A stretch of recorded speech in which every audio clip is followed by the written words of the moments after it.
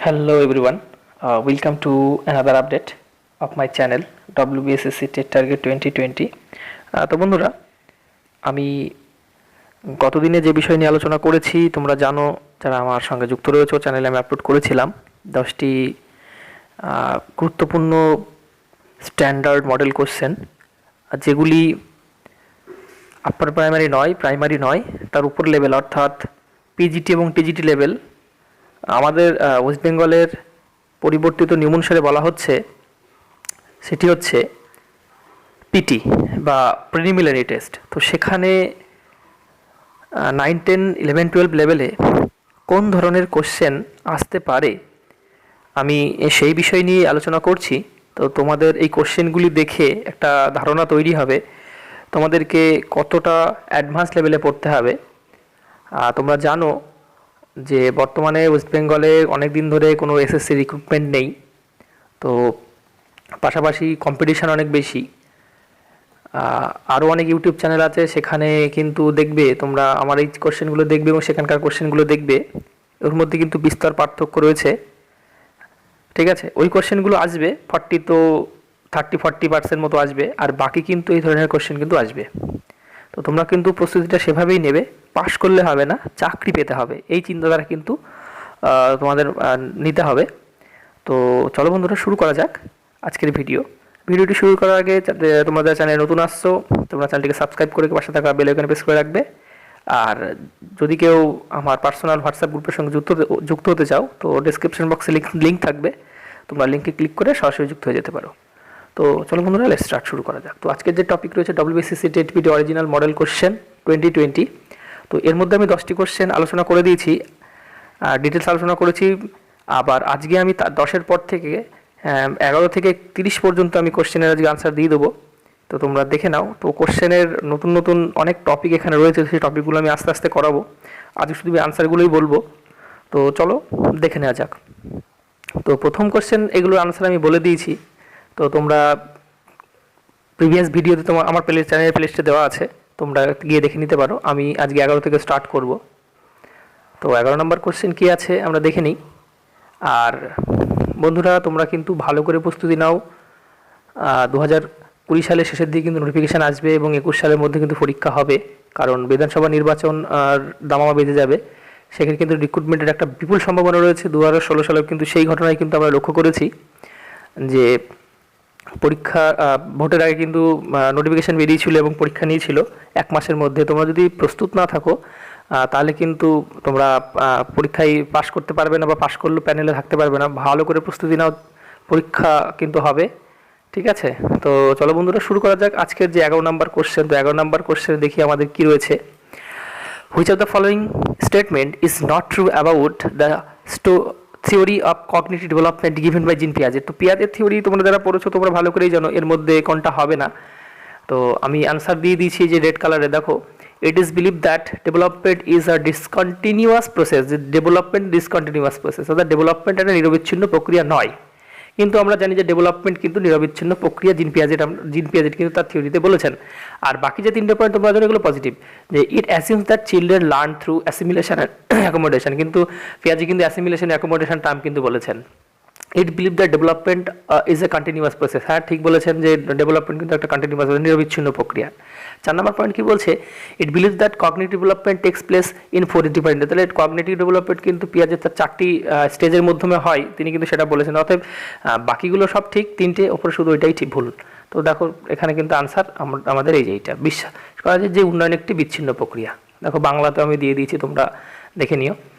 তারপর বলছে 12 number question, what is the relationship between negative reinforcement and punishment. তাহলে negative reinforcement আর punishment, অর্থাৎ ঋণাত্মক রিইনফোর্সমেন্ট এবং পানিশমেন্ট বা শাস্তি প্রদানের মধ্যে কি সম্পর্ক রয়েছে। তো দেখো কি সম্পর্ক রয়েছে, both tend to strengthen response. আচ্ছা, both tend to taken a response. আচ্ছা, তারপর বলছে negative reinforcement strength response, whereas punishment weakens response. Punishment কখনো রেসপন্সকে উইকনেস করে না। ঠিক আছে, কি বলছে, নেগেটিভ রিইনফোর্সমেন্ট উইকনেস রেসপন্স আর ভ্যারিয়াস পানিশমেন্ট স্ট্রেংথেন রেসপন্স। তার মানে পানিশমেন্ট কিন্তু স্ট্রেন্থ করে। তুমি যখন তুমি কোনো ছাত্রকে একটু শাস্তি দেবে, তারা দেখবে তাদের রিইনফোর্স করা, অর্থাৎ সেই কাজটা করার একটা প্রবণতা বেড়ে যাবে, তাই না? আগেও হয়েছে, এখন হয়েছে। আর নেগেটিভ রিইনফোর্স যদি করা হয়, তাদেরকে নেগেটিভলি মোটিভেট করা হয়, তারা কিন্তু দুর্বল হয়ে পড়বে, তাই না?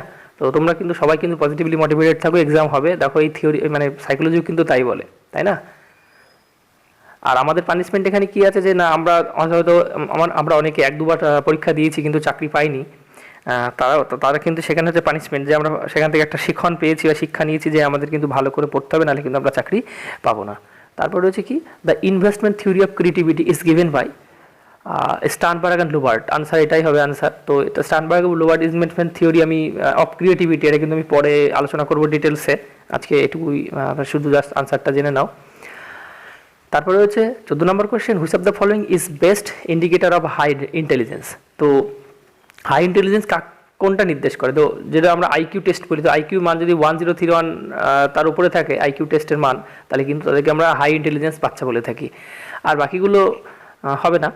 তারপরে দেখো, তারপর next question 15 number question, which of the following is not an example of fixed interval schedule of reinforcement. সেই ফিক্সড ইন্টারভাল শিডিউল নিম্নলিখিতগুলির মধ্যে কোনটি শক্তি বৃদ্ধির নির্দিষ্ট ব্যবধানের সময়সূচির উদাহরণ নয়? যে নির্দিষ্ট ব্যবধান, এখানে আমরা নির্দিষ্ট সময় ব্যবধানে কোনো কাজ করি না, সেটা হলো রিইনফোর্সমেন্ট বলা হয়, ঠিক আছে?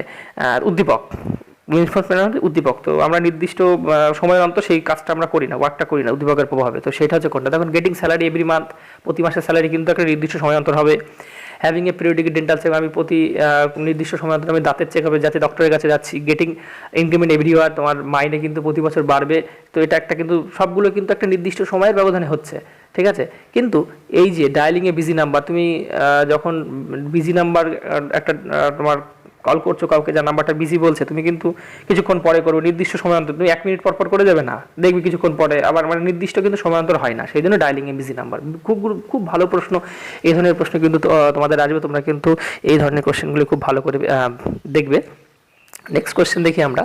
তারপর রয়েছে 16 নম্বর কোশ্চেন, বলছে which of the following is not true about day dreaming among adolescent. Day dreaming মানে দিবা স্বপ্ন। তো এর মধ্যে which of the following is not true, যে সত্যি নয় দিবা স্বপ্ন সম্পর্কে অ্যাডোলেসেন্স, অর্থাৎ কৈশোর অবস্থায় কিশোর কিশোরীদের মধ্যে দিবা স্বপ্ন দেখা, এর ভিতরে কোনটি সত্যি নয়? ইট is A form active play, অর্থাৎ যে স্বপ্ন দেখতে থাকে এটা অ্যাক্টিভ থাকছে সেই, তো এটা ঠিক। The role adolescence adopt in day dreaming আর হিরোইক, তারা দিবা স্বপ্ন দেখা একটা বেশ হিরো মধ্যে ভাব তাদের মধ্যে থাকে, বা হিরো তাদের মধ্যে একটা ভাব থাকে, তারা হিরোইক ভাবে। তারপর হচ্ছে ইট ইনভলভস মোর ফিজিক্যাল অ্যাক্টিভিটি দ্যান মেন্টাল। তো দেখো, এটা কিন্তু ফিজিক্যাল অ্যাক্টিভিটি নয়, ডে ড্রিমিং দেখা কিন্তু তারা ফিজিক্যাল অ্যাক্টিভিটির মধ্যে থাকে না, তাই না? ঠিক আছে, মেন্টাল অ্যাক্টিভিটি থেকে ফিজিক্যাল অ্যাক্টিভিটি বেশি হয়, এটা কিন্তু সত্যি নয়, ঠিক আছে? এটা কিন্তু আবার সত্যি, ইট ইনভলভ মোর মেন্টাল, তাহলে মেন্টাল অ্যাক্টিভিটি বেশি ফিজিক্যালের থেকে, ঠিক আছে? শারীরিক আচরণের থেকে কিন্তু মানসিক যে অ্যাক্টিভিটি সেটা কিন্তু বেশি হয় ডে ড্রিমিংয়ের ক্ষেত্রে। আচ্ছা, এবার 17 নম্বর কোশ্চেন, এ টিনেজার মানে আমরা সবাই জানি যে টিনেজার কাদের বলা হয়, কিশোর কিশোরীদেরকে টিনেজার বলা হয়, যারা মোটামুটি 13 থেকে 18 বছরের নিচে থাকে তাদেরকে আমরা কিশোর অবস্থা বলি বা অ্যাডোলেসেন্স বলি, তো তাদেরকে আমরা বলি। তো তোমার টার্মটা জেনে নিলে, তো কী বলছে, টিনেজার ফিলস দ্যাট, একটা টিনেজার অনুভব করে, no one has ever been as deeply in love as he, মানে সে বিশ্বাস করে যে সে অন্যদেরকে যতটা গভীরভাবে ভালোবাসে, তা সে মানে প্রতিদানে কিন্তু অন্যরা তাকে ততটা ভালোবাসে না। এটাকে কি বলা হয়? ইমাজিনারি অডিয়েন্স না পার্সোনাল ফেবল? ইয়েস, তাহলে এটা কি বলা হয়? পার্সোনাল ফেবল বলা হয়। সেলফ আইডেন্টিটি নয়, ঠিক আছে? আইডেন্টিটি ক্রাইসিস নয়, এগুলো কিন্তু অ্যাডোলেসেন্সের বৈশিষ্ট্য, ঠিক আছে? আর এই পার্সোনাল ফেবল কিন্তু, ঠিক আছে, এই পার্সোনাল ফেবলের বাংলাটাকে আমি দিয়ে দিয়েছি যে ব্যক্তিগত কল্পনা। পার্সোনাল ফেবল মানে না ব্যক্তিগত কল্পনা, এই কিন্তু আমরা ব্যক্তিগতভাবে কল্পনা করছি, তাই কিন্তু এটা আমাদের মনে হচ্ছে। এই পার্সোনাল ফেবল এবং ইমাজিনারি অডিয়েন্স এই সম্পর্কেও কিন্তু আমি ডিটেলস আলোচনা করবো একটা টাইমে। এটাও কিন্তু একটা খুব ভালো টার্ম এবং খুব গুরুত্বপূর্ণ একটা অংশ সাইকোলজির, যেহেতু আমরা অ্যাডভান্স লেভেলের পরীক্ষা দিতে চলেছি 9 to 12, তো সেই কারণের জন্য এই ধরনের কোশ্চেনগুলো কিন্তু আসবে। তো তোমরা যদি আমার সঙ্গে পার্সোনাল কোনো ব্যাপারে আলোচনা করতে চাও, যদি কোচিংয়ের ব্যাপারে ডিসকাস করতে চাও, তো দেখো তোমাদের স্ক্রিনেই কিন্তু দেখো নাম্বার আছে একটা, আমার নাম সহ নাম্বার দেওয়া হয়েছে, তোমরা আলোচনা করতে পারো। এই যে নাম্বারটা এখানে আছে, বা প্রত্যেকটা পেজেই দেখবে নাম্বার দেওয়া আছে, তোমরা আলোচনা করতে পারো বা আমার সঙ্গে কন্ট্যাক্ট করতে পারো যদি কিছু মনে হয়। তো দেখি আমার 18 নম্বর কোশ্চেনে কী রয়েছে, আমরা দেখে নিই। তো 18 নম্বর কোশ্চেন রয়েছে, দেখো, young teenager often believe that they are completely unlike anyone else. Unlike মানে কি, যে তারা কিন্তু অন্যদের মতোই কিন্তু সমান, ঠিক আছে? তাদের মধ্যে কিন্তু আলাদা কিছু নেই, বুঝতে পেরেছো? তার সবার সঙ্গে তারা কিন্তু বয়স্কদের সঙ্গে তাদের কিন্তু নিজেদেরকেও কিন্তু কল্পনা করে যে অ্যাডাল্টহুডের সঙ্গে কিন্তু নিজেদেরকে কী করে না তুলনা করে ফেলে। তো এটাও কিন্তু একটা পার্সোনাল ফিমেল যে যারা টিনেজার রয়েছে অর্থাৎ যারা রয়েছে তোমার 13 থেকে 18 বছর নিচে পর্যন্ত, তারা কিন্তু সেই অ্যাডাল্টহুডদের মতো কিন্তু সেই স্বাধীনতা সেই ধরনের মানে কার্যপ্রণালীর সঙ্গে যুক্ত হতে চায়। তো এটাকে বলা হচ্ছে একটা পার্সোনাল ফিমেল, মানে আনলাইক মানে অন্যদের সঙ্গে তাদের কিন্তু কোনো পার্থক্য নেই, এটা কিন্তু তারা ভাবে কিন্তু না। প্রত্যেকটি স্টেজে কিন্তু ডেভেলপমেন্ট, প্রত্যেকটি স্টেজে কিশোর অবস্থা, তারপরে তোমার বাল্য অবস্থা, ঠিক আছে, তারপরে অ্যাডাল্টহুড, এইগুলো কিন্তু প্রত্যেকটা মানুষের মধ্যে কিন্তু একটা পার্থক্য থাকে প্রত্যেকটা স্টেজে, কিন্তু তারা কিন্তু এটা বিশ্বাস করে যে কোনো স্টেজের মধ্যে পার্থক্য নেই, সব এক। তো সেটা কিন্তু এখানে বলা হয়েছে, এটা একটা পার্সোনাল ফেবেল। এটাও the concept of life space is a part of, দেখো, লুইন্স ফিল্ড থিওরি, এটাও আমি পড়াবো। Lewin's field theory, the concept of life space is a part of Lewin's field theory. এই গুরুত্বপূর্ণ প্রশ্ন, এই ধরনের প্রশ্ন তো আসবেই। তোমরা হয়তো কোনো দিনও এই ধরনের নাম, থিওরির নাম কোনো দিনও শোনোনি, কিন্তু এই ধরনের থিওরি থেকে কিন্তু কোশ্চেন আসতে চলেছে এবং আসবেই। তারপরে বলছে 20 number question, which of the following is not a characteristics of autism spectrum disorder. তো অটিজম স্পেকট্রাম ডিসঅর্ডার, এটাও কিন্তু আমাদের ভালো করে পড়তে হবে। অটিজম সম্পর্কে আমি যখন লার্নিং ডিসএবিলিটিস পড়িয়েছি ওর মধ্যে কিন্তু অটিজমটা বলা হয়নি, তো অটিজমটা আমি পড়িয়ে দেবো, অটিজম সম্পর্কে ডিটেলস। তো অটিজম সম্পর্কে দেখো বাকি তিনটে কিন্তু ঠিক, প্রবলেম সোশ্যাল ইন্টারাকশন। দেখো যারা অটিজম, তোমরা যদি তারে জামিন পার সিনেমাটা দেখে থাকো, ওখানে যে বাচ্চাটা ছিল ও কিন্তু অটিজমে আক্রান্ত ছিল। দেখো তারপর কি বলছে যে সোশ্যাল ইন্টারাকশনে কিন্তু তার মানে সামাজিক যোগাযোগের ক্ষেত্রে কিন্তু তার অসুবিধা সবার থেকে সে সরিয়ে রাখে, সবার থেকে আলাদা থাকে। তার problem verbal and non verbal communication, verbal মৌখিক এবং অর্থাৎ কথা বলা, তার সাথে সাথে হচ্ছে গেস্টার পশ্চাৎ অর্থাৎ বডি ল্যাঙ্গুয়েজ, আই কন্ট্যাক্ট করে চোখের দিকে চোখে তাকিয়ে কথা বলা, এগুলো কিন্তু সে পারে না।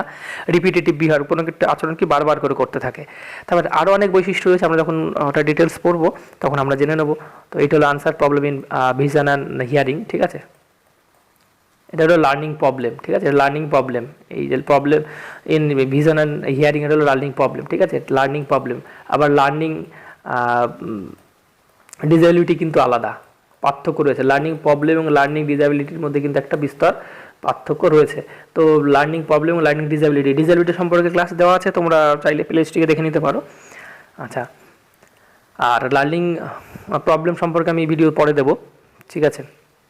তারপরে প্রশ্ন 21 নম্বর প্রশ্নে কী রয়েছে দেখি আমরা। Which of the following concept is derive from famous bobo doll experiment. Bobo doll experiment কে দিয়েছেন জানো? বোবোডল এক্সপেরিমেন্ট দিয়েছে বান্ডুরার সোশ্যাল লার্নিং থিওরি, তার মধ্যে রয়েছে কিন্তু এই বোবোডল এক্সপিরিয়েন্স। বোবোডল এক্সপিরিয়েন্স দিয়েছেন অবজারভেশনাল লার্নিং। আমরা আমাদের বাস্তব জীবনে আমরা বড়দেরকে যা যা করতে দেখি, আমরা সেটা কিন্তু অবজার্ভ করার পরে কিন্তু আমরা সেগুলোকে কিন্তু কপি করে নেবে, বা হচ্ছে আমরা সেটাকে নকল করে ফেলি, বা তাদেরকে আমরা কপি করি, যেমন মিমিক্রি যাকে বলা হয়, সেটা কিন্তু আমরা করি। তো এটা হচ্ছে আমাদের বোবোডল এক্সপেরিমেন্ট। আচ্ছা, নেক্সট হচ্ছে কি, which of the following is not control by prefrontal cortex of brain. যে এর মধ্যে হচ্ছে, সরি আমি একটু কোশ্চেনটা ভুল করে ফেলেছি, আমি এটা মানে প্রিফ্রন্টাল যেটা কর্টেক্স যেটা কন্ট্রোল করে সেটা হচ্ছে বডি মুভমেন্ট কন্ট্রোল করে না, এখানে নট ছিল, আমি এটা দেখতে পাইনি। তো তোমরা আনসারটা হবে এইটা, ঠিক আছে, তোমরা দেখে নিও। বাকি সবগুলো কিন্তু কে করে না, এই যে প্রিফ্রন্টাল কর্টেক্স কাজ করে, থিঙ্কিং করে, প্রবলেম সলভিং করে এবং ভিশন অ্যান্ড হিয়ারিংও করে, ঠিক আছে, কিন্তু বডি মুভমেন্টটা কিন্তু করায় না, ঠিক আছে। বডি মুভমেন্টটা অন্য মোটর অ্যাক্টিভিটি, যে মোটর ব্রেনের একটা মোটর পার্ট আছে, ঠিক আছে, মোটর কর্টেক্স আছে, সে মোটর কর্টেক্স কিন্তু বডি মুভমেন্ট করায়, ঠিক আছে, শরীরের যে অঙ্গ প্রত্যঙ্গের সঞ্চালন কিন্তু মোটর কর্টেক্সটা করায়। আর প্রিফ্রন্টাল কর্টেক্সের কাজ হচ্ছে কি, থিঙ্কিং, প্রবলেম সলভিং এবং ভিশন অ্যান্ড হিয়ারিং, এই কাজগুলো কিন্তু করায়। তো এটা হবে আনসার, আমি ভুল করে দিয়ে দিয়েছি, এটা আনসার হবে না, ঠিক আছে। নেক্সট কোয়েশ্চেন কী রয়েছে দেখো, এখানে লিখে দিয়েছি, তো আমার একটু বুঝতে ভুল ছিল সেই জন্য। তো বলছে applied behaviour analysis is based on principal of. তো ফলিত আচরণ বিশ্লেষণ নীতি কার উপর ভিত্তি করে? তো এটা তার বাংলা মানে, তো ফলিত আচরণ অর্থাৎ অ্যানালাইসিস, বিহেভিয়ার অ্যানালাইসিস, ঠিক আছে, আচরণ বিশ্লেষণ নীতি, তো দুটোর উপরে ডিপেন্ড করে। দেখো আমরা ক্লাসিক্যাল কন্ডিশনিং এবং অপারেন্ট কন্ডিশনিং, এই দুটোই কিন্তু এর সঙ্গে যুক্ত, আনসার দুটোই ঠিক। তার মধ্যে যদি এখানে যদি একটা অপশন আমাকে চুজ করতে হবে, তো সবসময় তোমরা হচ্ছে অপারেন্টটাকে ধরবে, যেটা অ্যাডভান্স বেশি, ঠিক আছে। ক্লাসিক্যাল যেহেতু প্রাচীন অনুবর্তন, অপারেন্ট হচ্ছে অ্যাক্টিভ অনুবর্তন, তো তোমরা হচ্ছে অপারেন্টটাকে আনসার ধরে নেবে, ঠিক আছে। দুটোই কিন্তু ঠিক, যদি এখানে বোথ থাকতো আনসার কিন্তু বোথ হতো, ঠিক আছে। নেক্সট কোয়েশ্চেন কি, which is the correct arrangement of the elements of observational learning. তো অবজারভেশনাল লার্নিং কারেক্ট সিকোয়েন্সটা কোনটা? দেখো, প্রথমে অ্যাটেনশন, মনোযোগী হতে হবে, তারপরে কিন্তু আমি মোটিভেটেড হব। মোটিভেটেড হলে তারপরে কিন্তু আমি কোনো তথ্য যখন আমি যখন কোনো ক্লাসে আমি পড়াশোনা করবো, কিছু শিখবো, সেটা কিন্তু আমার রিটেনশন হবে, অর্থাৎ আমার মেমোরিতে স্থায়ী হবে। তারপরে রিপ্রোডাকশন, তারপর সেখান থেকে আমি পুনরায় আমার যখন দরকার হবে, যখন কিছু কোশ্চেন করবে, আমি কিন্তু আমার যে জ্ঞানটা জেনেছি সেটা আমি কিন্তু ঠিকঠাক করে পুনরুৎপাদন করতে পারবো, সবার সামনে কিন্তু উপস্থাপন করতে পারবো। বাকিগুলো কিন্তু অ্যারেঞ্জমেন্ট ঠিক নয়। এবার 25 বলছে কি চেঞ্জ আওয়ার মোবাইল নাম্বার, যে কিম তার মোবাইল নাম্বারকে পরিবর্তন করেছে। গট এ নিউ নাম্বার, নতুন নাম্বার নিয়েছে। When someone asks her new number, যখন কেউ তার নতুন নাম্বার জিজ্ঞাসা করছে, she could recall only 3 digit of her new mobile number. তখন তার কী করছে, সে কিন্তু তার নতুন মোবাইল নাম্বারের 3টি ডিজিট কিন্তু মনে করতে পারছে। দ্য কজ বিহাইন্ড, এটা কী কারণের জন্য হয়, এটা কী কারণের জন্য হয়? ডিকে, ক্ষয়, প্রোঅ্যাক্টিভ ইন্টারফারেন্স, আচ্ছা, সাপারেশন অ্যান্ড রিগ্রেশন। এর 3টের মানে আমি দেখিয়ে দিচ্ছি, যে ক্ষয়, প্ররোচক হস্তক্ষেপ, দমন। তুমি হচ্ছে না দমিত হয়েছো, কার দ্বারা দমিত হয়েছো? এই যে 3 নাম্বারটা হলো আনসার। দমন এটা হচ্ছে এই যে সাপ্রেশন মানে দমন। তো দমন মানে কি না, তুমি দেখো তোমার পুরনো যে নাম্বারটা ছিল, তুমি সেই নাম্বারটা বলে বলেই অভ্যস্ত, তোমার ব্রেনে কিন্তু বারবার কিন্তু ওই নাম্বারটাই আসছে। নতুন নাম্বারটা তুমি নিয়েছো, মুখস্থ করার পরে তুমি কিন্তু বলতে পারছো না। এটাকে বলা হচ্ছে দমন বা সাপ্রেশন। ওকে, দমন বা সাপ্রেশন তোমাদের কিন্তু মনে রাখতে গুরুত্বপূর্ণ। দেখো কোশ্চেনটা কত স্ট্যান্ডার্ড কোশ্চেন, আমাদের সেই জিনিসগুলো কিন্তু কোশ্চেন সব প্রয়োগ কিন্তু এখানে দিচ্ছে। তোমরা এই কোশ্চেনগুলো দেখলে তোমাদের কিন্তু বিশাল একটা ধারণা তোমাদের তৈরি হবে। তো মন দিয়ে দেখো কোশ্চেনগুলো। আর আগেও আমি বলেছি, তোমরা যদি কোচিং সম্পর্কে বা তোমরা যদি কোচিং করতে চাও, অনলাইন বা অফলাইন, আমি নতুন ব্যাচে স্টার্ট করতে চলেছি। একদম অল্প খরচে, সীমিত খরচে, প্রত্যেকটা যারা মানে ইকোনমিক্যালি ব্যাকওয়ার্ড স্টুডেন্ট আছে তাদের জন্য আমি আছি, তাদের পাশে আমি আছি, তোমরা কন্ট্যাক্ট করতে পারো। ঠিক আছে। তারপর রয়েছে 26, which of the following is not true about a reward. রিওয়ার্ডের ক্ষেত্রে কোনটা সত্য না? এই যে it is a type of bribe. Bribe মানে ঘুষ। ব্রাইব মানে কি? এটা একটা ধরনের ঘুষ নয়। ঘুষ মানে এক্স্যাক্টলি আমরা ঘুষ বলতে পারি না। তো দেখো বাকি ক্ষেত্রে দেখো, ইট ইনক্রিজ ডিজারেবল, আমরা যে আচরণ চাই সেই আচরণ কিন্তু করতে বাধ্য হয়। রিওয়ার্ডের পরে, রিওয়ার্ড মানে কোনো পুরস্কার দেওয়ার পরে পুরস্কার method. It is pleasant, stimulus, অবশ্যই পুরস্কার দিলে স্টিমুলাসটা প্লিজেন্টই হবে। It is given to strengthen the response, অবশ্যই। তো 3টে ঠিক। এটা কিন্তু হচ্ছে ব্রাইব মানে এটা এক টাইপের ঘুষ, এটা কিন্তু সত্য নয়। ঠিক আছে।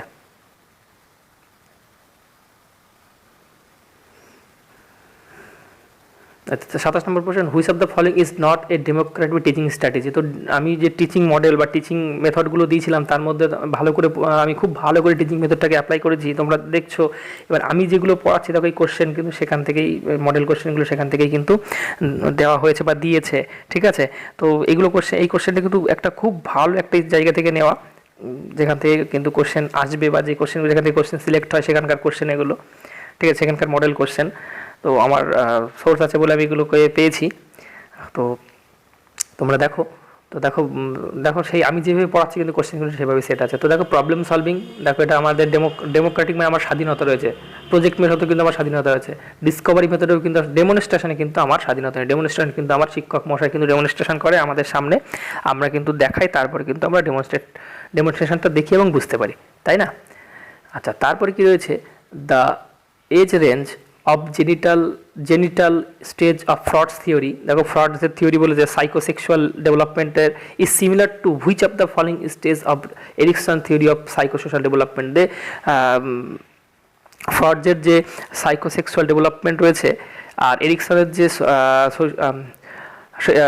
রয়েছে হচ্ছে তোমার সাইকোসোশ্যাল ডেভেলপমেন্ট, এই দুটোর মধ্যে ওই যে জেনিটাল স্টেজটা সঙ্গে মানে কোন স্টেজটা সেম, মানে জেনিটাল স্টেজ হচ্ছে আমার ফ্রডের, আর এরিকসনের হচ্ছে আমার সাইকোসোশ্যাল ডেভেলপমেন্ট। এর মধ্যে দুটো স্টেজ, কোন দুটো স্টেজ একেবারে মিল আছে, কার মধ্যে মিল রয়েছে।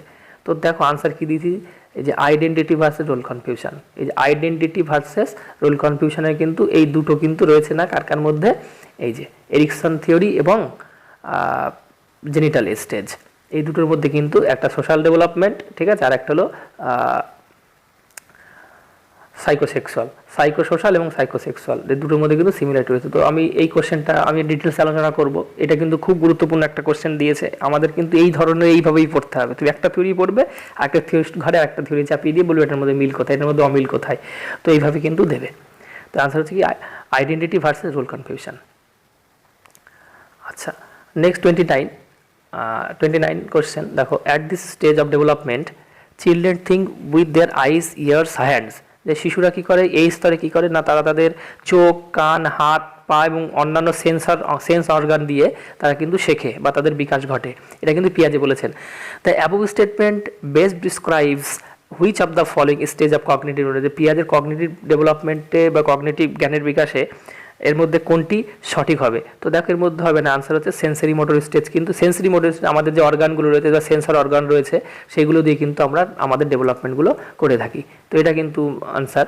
লাস্ট কোশ্চেন আমাদের আজকের, ব্লুম টেক্সোনমি। তো ব্লুম টেক্সোনমির ডিটেলস কিন্তু আমি আলোচনা করেছি। কগনিটিভ ঠিক আছে, cognitive skill, psychomotor skill, affective domain, psychomotor domain, cognitive domain, এই যে তিনটে ডোমেন রয়েছে ব্লুমের, সেটা কিন্তু আমি পড়িয়েছি। তো এর মধ্যে কিন্তু দেখো এটাও কিন্তু ওখানে ছিল, যে তোমরা যদি ভিডিওটি দেখো তোমরা কিন্তু পেয়ে যাবে যে কী বলছে, as classified by Bloom which of the following is not subdomain of cognitive domain. যে ডোমেনের যে ব্লুম টেক্সোনমির যে কগনিটিভ ডোমেন রয়েছে তার মধ্যে কোনটার মধ্যে ঠিক ছিল না, অনেক কটা ছিল, তার মধ্যে কিন্তু এই যে রেসপন্ডিংটা ছিল না। কেন ছিল না তুমি দেখো, এই যে দেখে নাও। তো প্রথমে নলেজ, তারপরে হচ্ছে কি কম্প্রিহেনশন, আমার জ্ঞান হবে, আমি সেই জ্ঞান দ্বারা কোনো বিষয়কে আমি বুঝবো, সেই বোঝা জিনিসটাকে আমি অ্যাপ্লিকেশান করব, অ্যাপ্লিকেশান করার পর আমি অ্যানালাইসিস করব, তারপরে সিনথেসিস করব, শেষ হচ্ছে ইভালুয়েশন করব। তো এইটা কিন্তু রয়েছে। তো 1 2 3 4 5 6টা রয়েছে, 1 2 3 4 5 6টা। দেখো 6টার মধ্যে কিন্তু এই অপশানটা কিন্তু নেই, রেসপন্ডিং নেই। দেখো অ্যাপ্লিকেশান, অ্যানালাইসিস, সিনথেসিস, এই তিনটে কিন্তু রয়েছে। তো দেখো আমি কিন্তু ব্লুম টেক্সোনমিটা এইটুকুর মধ্যে সেরে দিলাম। তো ব্লুম টেক্সোনমি থেকে সর্বাধিক এই কোশ্চেনটাই বেশি আসে। ঠিক আছে, তো দেখো এই ছিল আজকের কোশ্চেন। তোমরা যদি আমার সঙ্গে যুক্ত হতে চাও, আমার সঙ্গে কোচিংয়ে যদি যুক্ত হতে চাও, অনলাইন বা অফলাইন, তোমরা খুব অল্প খরচে আমি করিয়ে দেবো। কারণ যারা ইকোনমিক্যালি ব্যাকওয়ার্ড স্টুডেন্ট রয়েছে তাদের জন্য আমি আছি সবসময়। তো আমাকে তোমরা কন্ট্যাক্ট করতে পারো। ভিডিওটিকে প্রচুর পরিমাণে শেয়ার করো, যাতে প্রত্যেকটা যারা পরীক্ষা দেবে, তোমার বন্ধুরা বিশেষ করে, তারা যেন তোমার মতো উপকৃত হয় এই চ্যানেলের মাধ্যমে। আর শেয়ার করে এবং বন্ধুদেরকে চ্যানেলটিকে সাবস্ক্রাইব করতে বলো। তোমাদের সাবস্ক্রাইব, লাইক, কমেন্ট, শেয়ার কিন্তু আমাকে অনেক মোটিভেট করবে আরও এরকম নতুন ভিডিও দেওয়ার জন্য। তো বন্ধুরা আজকে এটুকুই, দেখা হচ্ছে পরের ভিডিওতে। Have a good day.